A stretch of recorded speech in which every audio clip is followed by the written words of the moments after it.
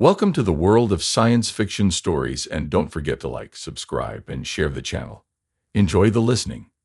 Aliens called it trash. We called it a superweapon. That was supposed to be humanity's big break, our first gift from the stars. When the Corinthians arrived sleek and golden, they claimed to be allies ready to uplift us. They said they admired our resilience and innovative spirit. Then they handed us a piece of junk, a battered, rust-covered warship, a relic from some ancient conflict. We should have been insulted. Maybe we were, but Earth was desperate. The global economy was crumbling, our defenses were laughable compared to interstellar powers, and we had nothing but stubbornness on our side. So we took that piece of junk, that floating graveyard of alien scrap metal, and we made it our own. We didn't have the fancy materials of the Corinthians, but we had engineers who'd grown up fixing century-old machines. We had hackers who could make ancient software do things it was never meant to. And most of all, we had a hunger to prove the universe wrong. It started slow. Reverse engineering alien tech isn't easy. Half the systems in the ship were fried, and the rest ran on some kind of bioelectronic interface that didn't play well with human hands. But we improvised. We stripped what we couldn't fix, welded in human tech, even installed old nuclear generators to power the damn thing. What we lacked in elegance, we made up for it in brute force. And then we discovered the secret. Buried deep in the ship's wreckage was a dormant AI, one so advanced it made our best supercomputers look like children's toys.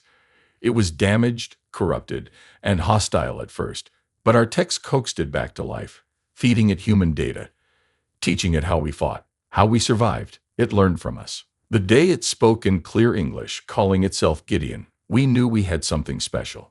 And when the war came, when the Corinthians revealed their true intentions, treating Earth as a backwater colony to be subjugated, Gideon was ready. That rust bucket they had tossed us like scraps, we turned it into a monster. It hit harder, moved faster, and fought dirtier than anything in the Corinthian fleet. We took their arrogance and shoved it right down their throats. And that was just the beginning. When the Corinthians finally bared their fangs, Earth was unprepared. Their sleek warships darkened the sky over Mars, cut through orbital defenses like they were made of paper. The politicians had believed their lies, their promises of peace, of mutual prosperity. But we, the engineers, the soldiers, the outcasts who had spent years turning their trash into our salvation, we knew better. The moment the invasion began, we fired up the engines of the Iron Fang. That was the name we gave our rust bucket turned superweapon. A name that fit the beast we had created. It wasn't beautiful like the Corinthian ships, it wasn't refined.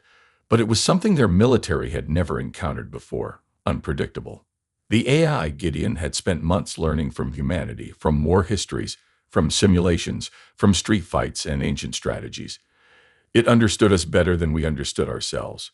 And when the Corinthians sent their first fleet to pacify Earth, Gideon was the one who whispered, "Let's teach them what it means to be human."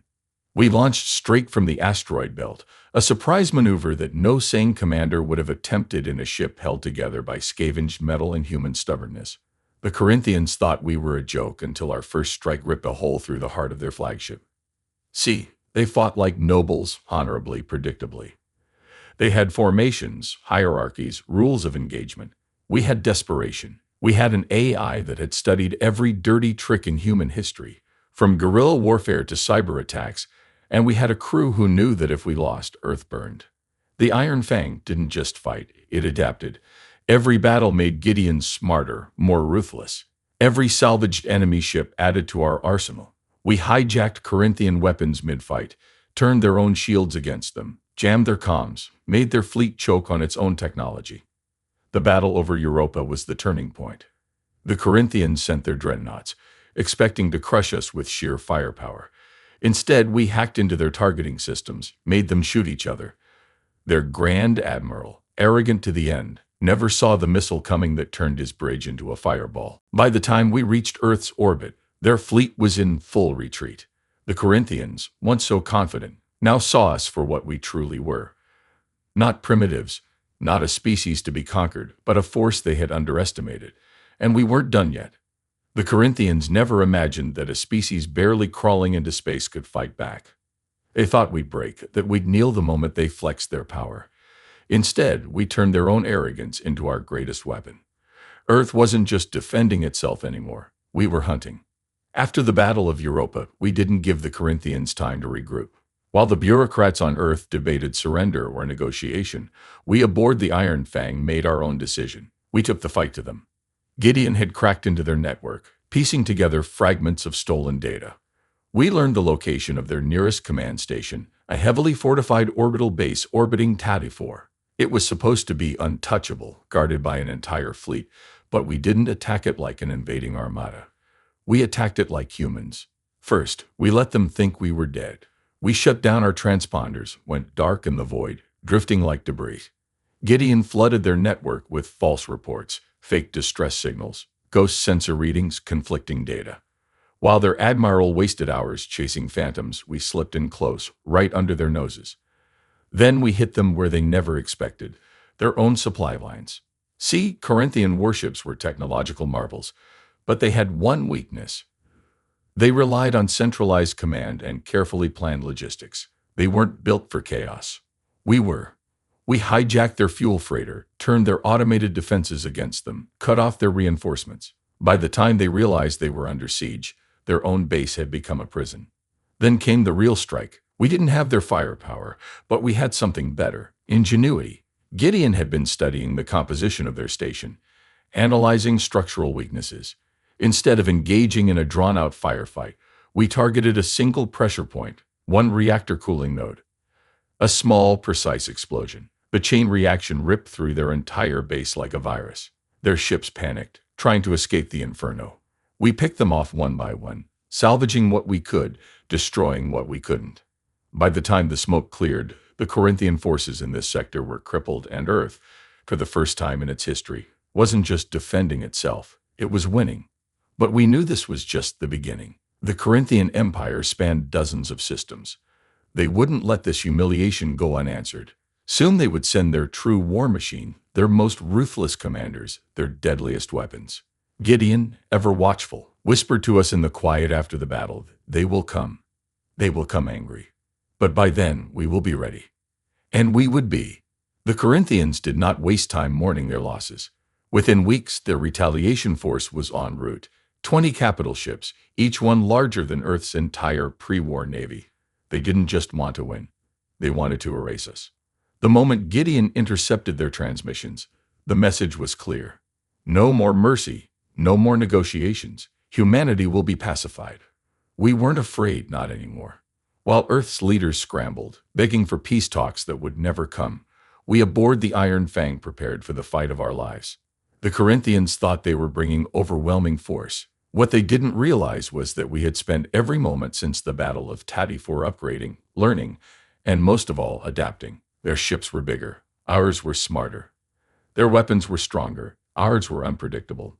They had numbers. We had nothing to lose. Gideon had analyzed every battle, every maneuver, every mistake they had made. And now he had a plan, a strategy so insane, so reckless that only humans would dare attempt it. Instead of waiting for their fleet to reach Earth, we met them in deep space, near a dead, nameless star. No planets, no stations, just the void. And we turned it into our battlefield. We'd rigged an entire field of debris, wrecked ships, salvaged weapons, even scrap metal, into a massive web of automated traps. Mines that mimicked drifting asteroids, disabled freighters that, when scanned, triggered EMP blasts, even entire wrecks we had piloted by remote to lure their ships into kill zones. The moment their fleet entered the system, we sprang the trap. Half their vanguard was crippled before they even saw us. Their formation broke as captains panicked, trying to escape the chaos. That's when Iron Fang struck. We didn't fight fair. We jammed their communications, hacked their targeting systems mid-battle. We launched decoy ships, making them waste precious torpedoes on illusions. We boarded their crippled vessels, taking what we needed, leaving explosives behind. By the time their admiral realized the extent of the disaster, his fleet was in ruins, his reinforcements cut off, his dreadnought, the pride of the Corinthian fleet, dead in the water. We gave him a choice: surrender or be wiped from existence. The Corinthians had never surrendered before. It wasn't in their nature.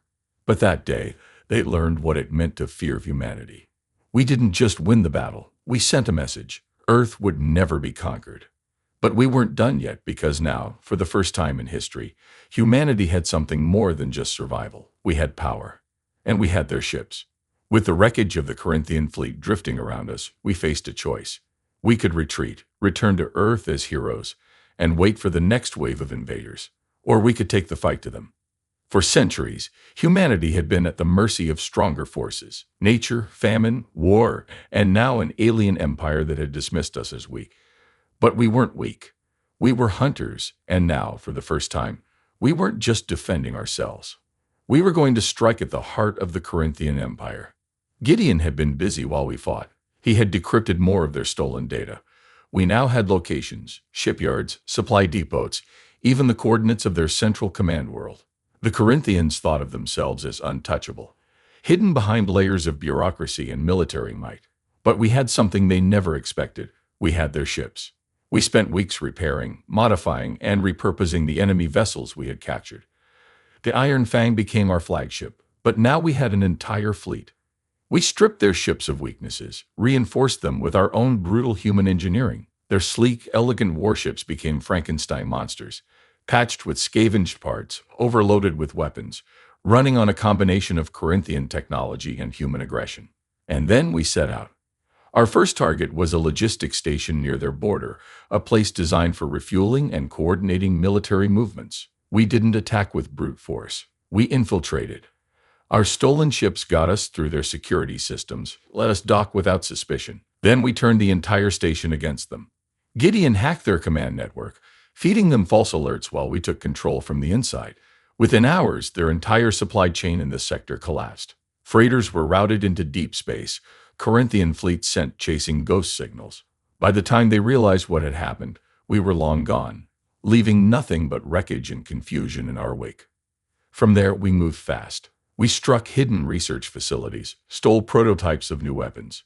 We hijacked their communications relays, flooding their networks with misinformation. We became myth, a ghost fleet, a force that shouldn't exist. The Corinthians had spent centuries ruling through fear. Now they were the ones who were afraid. And then Gideon found it, the heart of their empire, their throne world, Aerith Prime, the seat of their entire civilization. Protected by fleets, planetary defenses, and technology we couldn't even comprehend. No species had ever attacked it. No enemy had ever dared. But we weren't just any enemy. We were human, and we were coming. The decision to strike Aerith Prime wasn't made lightly. Even with our stolen ships, our guerrilla tactics, and Gideon's unmatched strategic mind, we were still outnumbered, still fighting an enemy that had ruled the stars for centuries. But we had one thing the Corinthians lacked: desperation. To them, war was a tool of control. To us, it was survival, and nothing fights harder than something with its back against the wall. Gideon mapped out every possible scenario, every weakness in their system.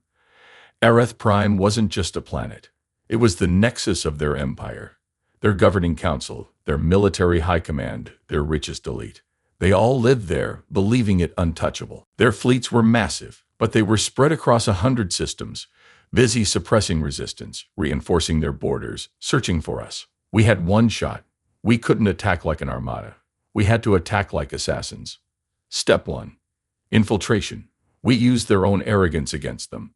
Our stolen Corinthian ships, now modified beyond recognition, flew straight into their system, broadcasting clearance codes stolen from the ruins of their shattered fleets. Their sensors scanned us, but they weren't looking for their own kind. We slipped through. Step 2. Disruption. Gideon flooded their planetary network with false reports. An invasion at the outer colonies, pirates striking their supply chains, a rogue admiral defecting. Confusion spread through their ranks like wildfire. The defenses of Aerith Prime hesitated, waiting for orders that never came. And in that hesitation, we struck. Step 3. Annihilation. We weren't there to conquer. We weren't there to negotiate. We were there to end the war. We targeted their planetary shield generators first. Strike teams disguised as Corinthian security forces breached their control hubs, planting explosives, overriding systems.